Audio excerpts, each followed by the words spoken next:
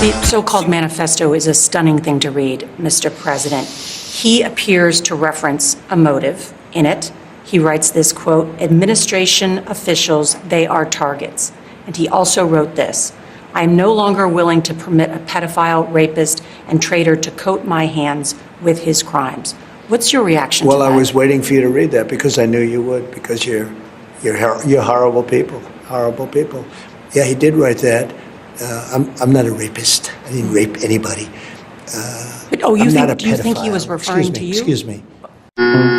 He's not qualified to be doing this. He is.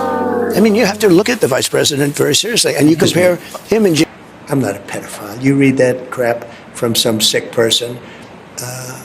I got associated with all stuff that has nothing to do with me. Quote, mentioned something to the effect of, quote, "Let's teach you how little girls are supposed to be," and then describes an encounter where he pushes her head down to his penis and then told agents she bit Trump, who then allegedly struck her and said something like, "Get this little expletive the hell out of here." Now, in her Are you still talking about Jeffrey Epstein? This guy's been talked about for years. I was totally exonerated. Your friends on the other side. Jeffrey Epstein. How ironic is that? You know why? Because Donald Trump, the Dow right now is over. The Dow is over $50,000. I don't know why you're laughing. You're a great stock trader, as I hear. Other side of the Dow, the plate are the ones that were involved with, let's say, Epstein or other things. But I said to myself, I'll do this interview, and they'll probably. I read the manifesto. He's a sick person, but you should be ashamed of yourself reading that, because I'm not any of those things. Mr. President, and these are never, the gunman's words. Excuse me. You shouldn't be reading that on 60 Minutes. You're a disgrace. But go ahead. Let's finish the interview. The other thing that he wrote in the other thing in the manifesto that I think now many of your cabinet secretaries live on military bases. Yeah. Because of the potential threats against them. Well, they choose to. I'm not sure that they need to. They also have nice places, Mm-hmm. Democrats did the same thing.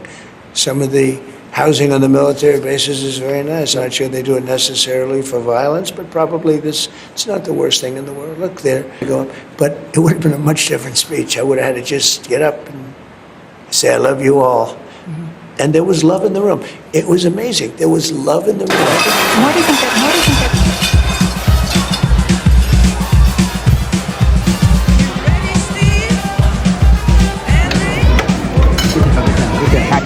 Down, stay down. Pandemonium has erupted after a security incident to the room, after what now appear to be reports of shots being fired. And his wife Melania were escorted off stage, and then we saw Adele literally hiding.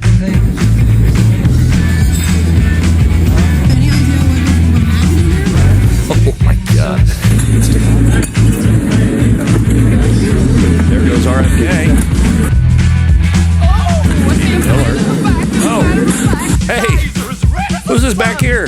That's your wife, bro. That's her.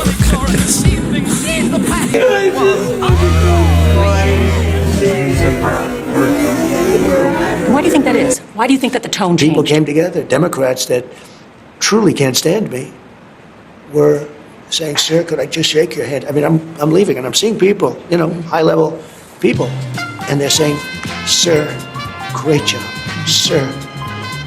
One of them, I don't know, you probably have it on tape someplace.